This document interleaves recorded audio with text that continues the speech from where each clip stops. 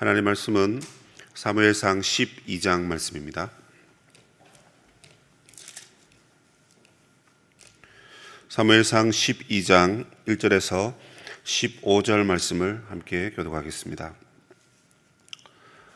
사무엘이 온 이스라엘에게 이르되 보라, 너희가 내게 한 말을 내가 다 듣고 너희 위에 왕을 세웠더니 이제 왕이 너희 앞에 출입하느니라. 보라, 나는 늙어 머리가 휘어졌고 내 아들들도 너희와 함께 있느니라. 내가 어려서부터 오늘까지 너희 앞에 출입하였거니와 내가 여기 있나니 여호와 앞과 그의 기름 부음을 받은 자 앞에서 내가 내게 대하여 증언하라. 내가 누구의 소를 빼앗았느냐, 누구의 나귀를 빼앗았느냐, 누구를 속였느냐, 누구를 압제하였느냐, 내 눈을 흐리게 하는 뇌물을 누구의 손에서 받았느냐. 그리하였으면 내가 그것을 너희에게 갚으리라 하니, 그들이 이르되 당신이 우리를 속이지 아니하였고 압제하지 아니하였고 누구의 손에 든지 아무것도 빼앗은 것이 없나이다 하니라. 사무엘이 백성에게 이르되 너희가 내 손에서 아무것도 찾아낸 것이 없음을 여호와께서 너희에게 대하여 증언하시며 그의 기름 부음을 받은 자도 오늘 증언하느니라 하니, 그들이 이르되 그가 증언하시나이다 하니라. 사무엘이 백성에게 이르되 모세와 아론을 세우시며 너희 조상들을 애굽 땅에서 인도하여 내신 이는 여호와이시니 그런즉 가만히 서 있으라. 여호와께서 너희와 너희 조상들에게 행하신 모든 공의로운 일에 대하여 내가 여호와 앞에서 너희와 담론하리라. 야곱이 애굽에 들어간 후 너희 조상들이 여호와께 부르짖음에 여호와께서 모세와 아론을 보내사 그 두 사람으로 너희 조상들을 애굽에서 인도하여 내 이곳에 살게 하셨으나 그들이 그들의 하나님 여호와를 잊은지라. 여호와께서 그들을 하솔 군사령관 시스라의 손과 블레셋 사람들의 손과 모압 왕의 손에 넘기셨더니 그들이 저희를 치매 백성이 여호와께 부르짖어 이르되 우리가 여호와를 버리고 바알들과 아스타롯을 섬김으로 범죄하였나이다. 그러하오나 이제 우리를 원수들의 손에서 건져내소서. 그리하시면 우리가 주를 섬기겠나이다 하매 여호와께서 여룹바알과 베단과 입다와 나 사무엘을 보내사 너희를 너희 사방 원수의 손에서 건져내사 너희에게 안전하게 살게 하셨거늘 암몬 자손의 왕 나하스가 너희를 치러 om을 보고 너희의 하나님 여호와께서는 너희의 왕이 되심에도 불구하고 너희가 내게 이르기를 아니라 우리를 다스릴 왕이 있어야 하겠다 하였도다. 이제 너희가 구한 왕, 너희가 택한 왕을 보라. 여호와께서 너희 위에 왕을 세우셨느니라. 너희가 만일 여호와를 경외하여 그를 섬기며 그의 목소리를 듣고 여호와의 명령을 거역하지 아니하며 또 너희와 너희를 다스리는 왕이 너희의 하나님 여호와를 따르면 좋겠지만은 너희가 만일 여호와의 목소리를 듣지 아니하고 여호와의 명령을 거역하면 여호와의 손이 너희와 조상들을 치신 것 같이 너희를 치실 것이라. 아멘. 12장은 사무엘의 이임사입니다. 이임사가 뭡니까? 이침식이란 말 들어보셨죠? 그래서 어떤 권력자가 자신의 권력을 내려놓고 물러나면서 또 새로운 사람들에게 권력을 건네주는 행사를 말합니다.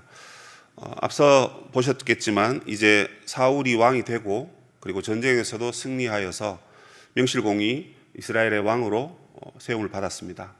본문에 보니까 이제 너희 왕이 너희 앞에서 출입한다 이렇게 되어 있습니다. 그 말은 이 왕이 이제 다스림을 시작했다라는 겁니다. 그걸 보니 이제 내가 물러날 때가 되었다는 거죠.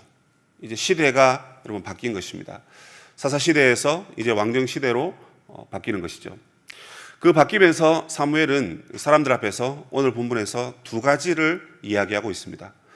첫 번째는 1절부터 5절까지인데 자신의 본보기를 얘기하고 있어요. 본문에 보시면 내가 누구에게서 뇌물을 받았었느냐, 아니면 누구를 속였거나 또는 압제한 적이 있느냐. 하나님도 보고 계시고 그리고 많은 사람들도 보고 있고 심지어 기름 부음을 받은 왕도 보고 있다. 그리고 내가 내 양심에 비추어서 내가 말하는데 나는 결코 백성들을 억압하지 않았고 착취하지 않았고 빼앗지 않았다. 그렇게 말합니다. 여러분, 내 뒤에 새로운 왕이 서 있습니다. 나는 이제 이 자리를 물러섭니다. 그런데 굳이 여러분 이 자랑 같은 이 이야기를 하는 이유가 뭘까요? 만약 일반 사람들이 그냥 얘기했다면 그건 그냥 자랑처럼 보일 수 있습니다. 그러나 이 하나님의 말씀은 하나님의 성령께서 그 사람 마음 가운데 역사하셔서 기록한 하나님의 말씀이지 않습니까? 그 하나님의 말씀인데 사무엘이 그냥 내가 여기까지 수고했고 내가 은퇴하면서 뭐 전별금이라도 좀 많이, 은퇴금이라도 좀 많이 받기 위해서 그냥 그렇게 자신의 성과를 자랑하듯이 그렇게 얘기한 것일까요? 그런 의도는 아니겠죠. 이 왕이 세워지는 과정에서 하나님이 택한 왕, 하나님이 세우신 왕, 만약 너희들이 그 땅에 들어가 살다가 왕을 세우려거든 여호와가 세우는 왕을 왕으로 삼아라라고 신명기 17장에 분명히 얘기합니다. 근데 지금 이 왕은 여호와가 세운 왕이 아니라 너희가 세운 왕, 너희를 위해서 너희 위에 세운 왕이라고 이렇게 말하지 않습니까? 그러나 여러분, 이런 상황 가운데 사무엘이 자리를 물러나면서 할 말은 해야 되는 거죠. 염려스러우니까 자신이 물러나면서 이 왕에게 뭔가 필요한 말을 하고 싶었던 것입니다. 그 필요한 말이 무엇입니까? 바로 왕이시여, 다른 생각 마시고 왕이 되었다고 해서 모든 것을 자기 마음대로 할 수 있으니까 내가 최고야, 내 뜻대로 할 거야, 이렇게 하지 마시고 제가 지금까지 이렇게 살아왔던 것처럼 왕께서도 그렇게 살아가시옵기를 빕니다. 이것을 말하고 있었던 것입니다. 여러분, 이렇게 말하는 것은 참 어렵습니다. 나를 본받으세요. 그게 나의 자녀라 할지라도 나의 임종을 앞두고 내 자녀들이 나의 임종을 지켜보고 있는데 만약에 내가 얘들아 아빠를 좀 본받아라, 엄마를 좀 본받아라, 그렇게 말한다는 것이 여러분 이게 쉽겠습니까? 세월이 지나고 이제 아이들이 크니까요, 아이들이 제일 무섭더라고요. 아이들이 제일 무서워요. 집에 있는 아이들 어릴 때는 뭘 잘 모릅니다.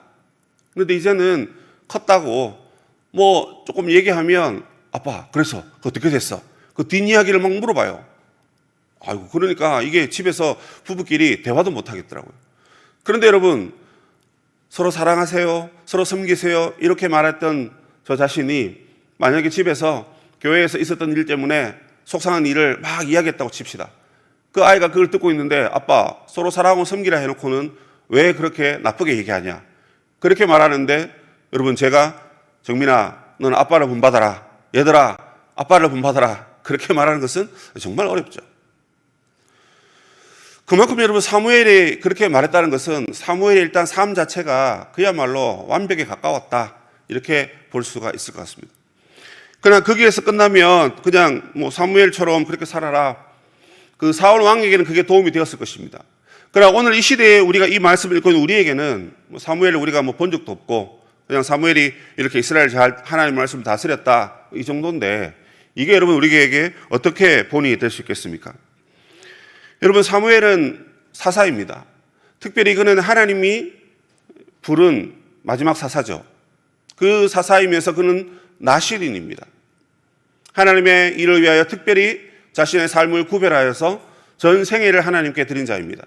나실인도 여러분 부분적으로 헌신한 사람이 있고 그리고 이렇게 전체를 헌신한 사람들이 있어요. 사무엘은 전체적으로 헌신한 사람입니다. 전체적으로 헌신을 했다 하니까 마치 오늘날 사역자나 목회자를 가리키는 것 같습니다. 그러나 그것은 틀렸습니다. 우리가 주 예수 그리스도의 은혜로 말미암아 구원받은 왕 같은 제사장이 되었기 때문에 저와 여러분에게 해당되는 말씀이에요.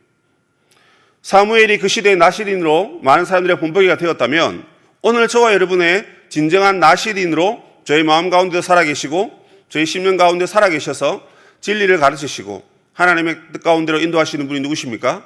바로 예수 그리스도이십니다. 그러면 이 말은 사무엘을 본받아라 했던 그 메시지는 오늘 우리에게 진정한 나실인으로 이 땅 가운데 오신 예수 그리스도를 본받아라, 이렇게 말할 수가 있을 것 같습니다. 여러분, 예수님의 무엇을 본받아야 됩니까? 마치 사무엘이 뇌물을 받지 않고 빼앗지 않고 압제하지 않았던 것처럼 주님이 죄인들을 위해서 모든 것을 주셨던 것처럼 그 주님을 본받으라는 것입니다. 여러분, 이 원리가, 이 가치가 예수 믿는 우리 심령 가운데 가득해야 되는 거예요. 왜 그렇습니까? 세상은 그렇지 않거든요.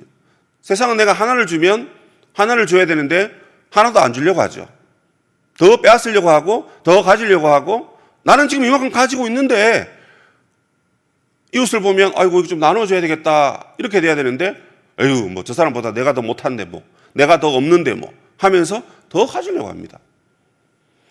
그런 우리들에게 하나님께서 오늘 우리에게 말씀하시는 것이죠.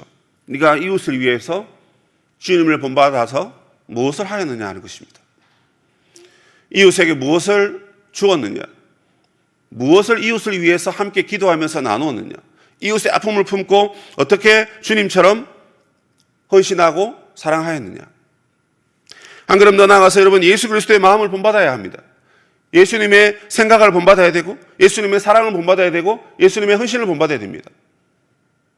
이렇게 하니까 여러분 그래 본받으면 되겠지 이렇습니다. 근데 여러분 생각해 보십시오. 사람이 베푸는 사랑과 은혜와 헌신이 있습니다. 인생들 중에도 은혜가 있어서 자기 것을 나누고 이웃을 위해 헌신하고 그런 사람도 있어요. 근데 여러분 이게 예수님의 사랑을 본받아라. 이건 여러분 고차원적인 것입니다. 아마 우리의 힘으로는 죽었다 깨어나도 그 예수님의 성품을, 예수님의 삶을 여러분 본받지 못할 것입니다. 예수님께서 여러분 요한복음 6장에 많은 굶주린 자들에게 떡을 먹이셨죠. 보리떡 5개로 여러분 많은 사람들을 먹이셨지 않습니까? 그래서 사람들이 그 예수님을 임금 삼으려 했습니다. 그때 예수님이 야 드디어 나를 알아보는구나. 내가 이 땅에 메시아로 왔는데 내가 너희들을 구원할 뿐만 아니라 내가 너희들에게 양식을 먹이고 그 누구보다도 내가 너희를 다스리는 왕인 것을 이제 알아보는구나. 그래 어서 나를 임금으로 받들어라. 예수님 그렇게 말씀하셨습니까? 칭찬받고 존경받고 사랑받고 인정받으면 받을수록 예수님은 자기를 더 부인하셨습니다. 아직 십자가의 길이 남아있기 때문에 주님이 십자가의 길로 유대인의 왕으로 온 세상의 왕으로 죄인의 왕으로 그렇게 여러분 죽으라고 하셨지 그냥 임금 되어서 떵떵거리면서 배부르면서 그렇게 살라고 하지 않으셨던 거죠. 이 외에도 여러분 예수님의 삶들을 다 한번 떠올려 보십시오. 그의 말을 떠올려 보십시오. 그의 사역을 떠올려 보십시오. 어느 것 하나도 우리가 본받지 말아야 될 것이 없습니다. 그래서 여러분 바울은 우리에게 이렇게 말하지 않습니까? 예수 그리스도의 분량에까지 자라가라고. 그것이 우리의 표대라고. 그래서 여러분 예수 믿는 사람들 중에는 여러분 예수님 닮은 사람들이 많아야 돼요. 왜요? 예수님 지금 우리 눈에 안 보이니까 말씀과 성령은 오시지 눈에 안 보이니까 처음 교회인분들은 예수 먼저 믿는 사람이 예수 잘 믿고 있으면 그 모습 통해서 예수님을 본단 말입니다. 여러분 더 나아가서 여러분 우리의 모습을 통해서 세상이 예수님을 보게 해야 된다는 거죠. 그런데 여러분 어느 순간에서부터 예수 믿는 사람이 참 그렇게 고집스럽고 예수 믿는 사람이 참 그렇게 이기적이고 예수 믿는 사람이 오히려 세상 사람들보다 더 못하다라는 평가를 듣고 있으니 이건 여러분 비밀입니다. 이것을 얘기하시면 안 됩니다. 예수 믿는 사람이 더 못해요. 큰일 났어요. 어떻게 합니까? 사무엘이 여러분 그 왕 앞에서 이런 얘기하니까 왕이 사실 기분이 안 좋았을 것입니다. 여러분 나는 이제 늙었고 이제 자리를 물러나는데 이 노인이 한마디 하겠습니다 하고 말하는데 듣고 보니까 기분이 안 좋은 거예요. 그래 뭐 당신은 뇌물도 안 받고 잘 했습니다. 근데 여러분 이 당시에 뭐 임금이라든지 관리라든지 뇌물 받고 뭐 빼앗고 속이고 하는 것은 그냥 일반적인 관리였습니다. 백성들의 힘이 없으니까 그 빼앗아 가는데 뭐라고 말하겠습니까 여러분? 그런데 여러분 사무엘은 성령 안에서 왕 앞에서 이렇게 얘기하는 것입니다. 여러분.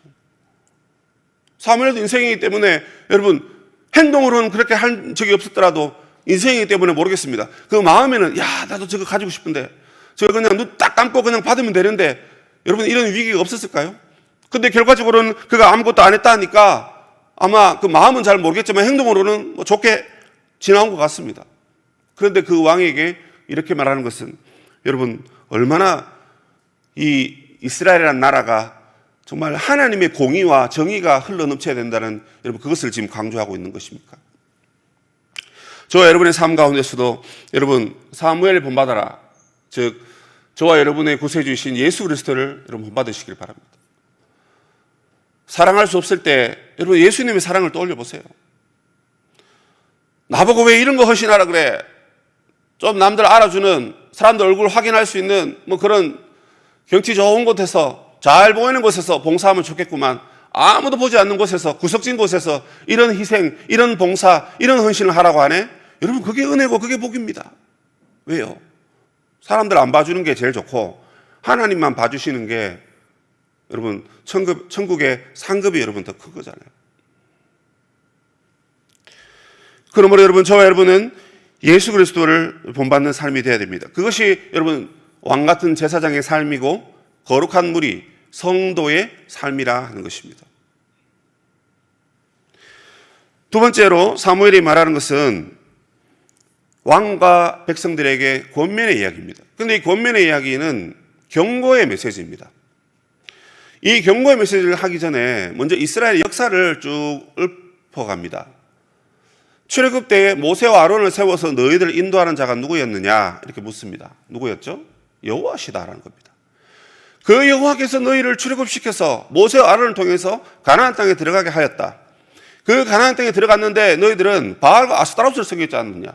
그럼 그 길로 멸망해야 되는데 그런 가운데 너희들이 고통받을 때 이방 나라를 보내서 고통받을 때 회개하고 부르짖을 때 사사들을 세워서 구원한 이가 누구였냐는 거예요. 답이 나와 있는 질문을 하고 있습니다. 누구죠? 하나님이시라는 겁니다. 그럼 이스라엘 주인은 누굽니까? 하나님. 이스라엘 왕은 누굽니까? 하나님. 야, 이것도 듣기 안 좋은 얘기입니다.